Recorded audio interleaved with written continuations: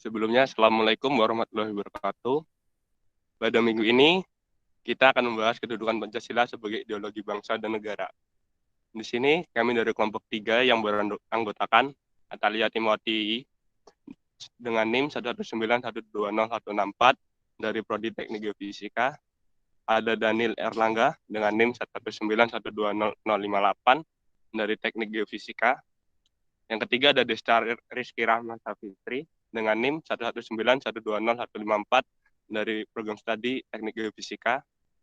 Yang keempat ada Eki Malik Akbar dengan NIM 191206120 dari Program Studi Teknik Geofisika. Yang kelima ada Sarwan Hirlangga dengan NIM 119370058 dari Program Studi Teknik Pertambangan. Yang keenam ada saya sendiri, Taufik Nur Hidayatullah dengan NIM 191201558 dari Program Studi Teknik Geofisika. Dan yang terakhir ada Uswatun Hasanah dengan NIM 191200026 dari Prodi Teknik Geofisika. Di sini kami akan mengangkat isu mengenai ideologi liberalisme menyebabkan lahirnya kalangan LGBT. Seperti banyak berita yang beredar, dikutip dari tempo.co, Basarah, dua ideologi transnasional ancam generasi muda.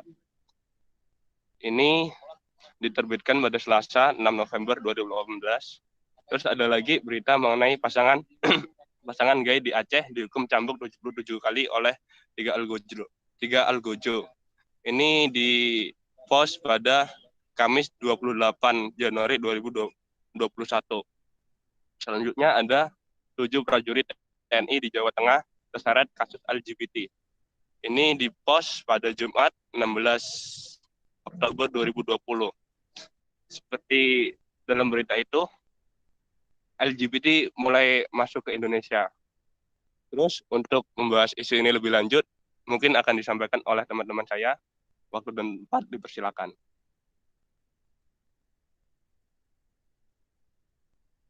Di sini saya akan menjelaskan tentang apa itu yang dimaksud dengan ideologi.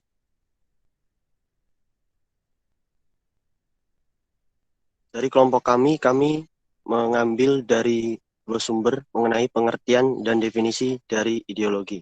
Menurut KBBI, ideologi adalah kumpulan konsep bersistem yang dijadikan asas pendapat atau kejadian yang memberikan arah dan tujuan untuk kelangsungan hidup. Lalu menurut beberapa ahli, yang pertama menurut Karl Marx, ideologi ialah kesadaran palsu. Yang kedua, menurut Louis Althus, ideologi adalah suatu gagasan yang spekulatif, namun tetapi ideologi tersebut bukan gagasan palsu. Yang ketiga, menurut Dr. Alfian, ideologi ialah pandangan atau juga sistem nilai yang menyeluruh serta juga mendalam mengenai bagaimana cara yang tepat. Saya akan menjelaskan apa itu ideologi liberalisme. Ideologi atau paham yang mengutamakan dan menjunjung kebebasan individu serta hak-hak yang dimiliki setiap individu dalam berbagai aspek kehidupan, baik agama, politik, ekonomi, sosial, dan berbagai aspek lainnya. Bagaimana cara ideologi ini masuk Indonesia?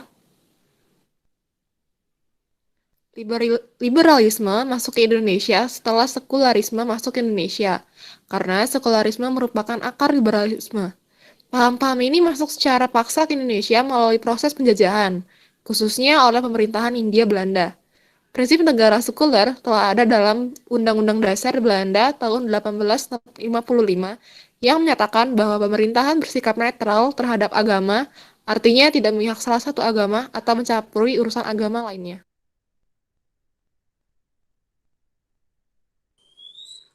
Apa pengaruh masuknya ideologi ini pada generasi muda dan Pancasila?